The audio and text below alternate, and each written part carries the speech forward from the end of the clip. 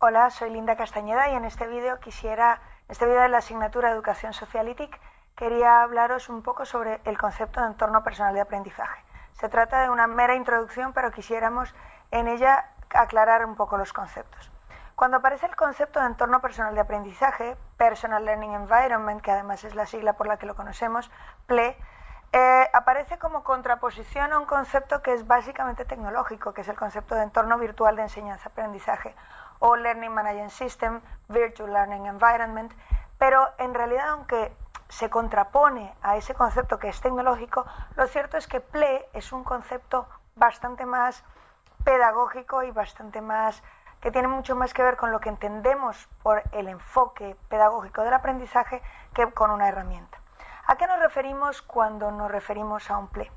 Cuando nos referimos a un PLE nos referimos a una forma concreta de entender cómo se aprende y en qué contextos se aprenden, haciendo qué. Cuando hablamos de PLE, decimos que un PLE o mi PLE, mi entorno personal de enseñanza y aprendizaje, tiene que ver con en dónde aprendo y haciendo qué cosas aprendo. Además de con quién aprendo y cómo establezco la relación entre dar y recibir en ese tipo de relaciones con otras personas que me ayudan a aprender. Es decir, no solo estoy entendiendo que aprendo en un sitio, sino también haciendo cosas y con más gente. A esta referencia de todas estas cosas se refiere la definición que el profesor Jordi Adel y yo escribimos hace unos cuantos años, en 2010, cuando dijimos que un entorno personal de enseñanza, un entorno personal de aprendizaje es un conjunto de herramientas, fuentes de información, conexiones y actividades que cada persona utiliza de forma asidua para aprender. Es decir, no solo de dónde saca la información, sino qué hace con ella, aprendemos haciendo cosas y además con quién hacemos ese tipo de cosas y cómo las organizamos habitualmente para aprender. Este entorno personal de aprendizaje se organizaría básicamente en tres tipos de herramientas, sitios y actividades. En primer lugar, las fuentes de información. Las fuentes de información o donde leemos. No en vano nosotros aprendemos leyendo en muchos casos. Además, donde modificamos información. Es decir, donde podemos hacer cosas, donde reflexionamos y ponemos en danza todos esos conocimientos y toda esa información que hemos adquirido de unas fuentes determinadas. Y en tercer lugar, con otras personas con las que yo aprendo, con quién me relaciono para aprender, lo que llamamos la PLN o Personal Learning Network, nuestra red personal de aprendizaje. Y en donde me relaciono con esas otras personas, ya sea a través de objetos que compartamos, de pequeños objetos de información, objetos culturales que compartimos, a través de experiencias que compartimos y que les pueden enriquecer, o a través de relaciones personales que establecemos propiamente entre nosotros. Estas serían las tres partes básicas de nuestro PLE, donde leemos, donde reflexionamos y donde compartimos. Pero cuando nos planteamos qué es un PLE o cómo lo organizamos, lo primero es saber cómo se configura y para ello es importantísimo abrir los ojos. Abrir los ojos para ser conscientes de cómo se organiza nuestro entorno personal de aprendizaje.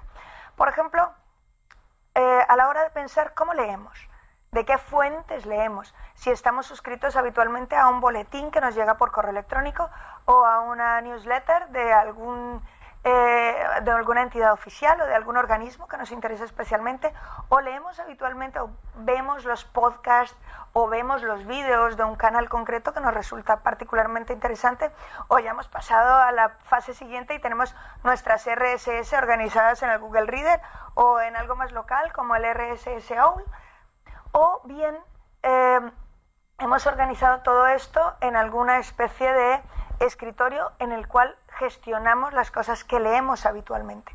Claro, conforme van apareciendo una y otra vez más y más herramientas que nos permiten el acceso a la información mucho más fácil y mucho más rápido, lo cierto es que corremos serio peligro de ser ahogados por las corrientes de demasiada información.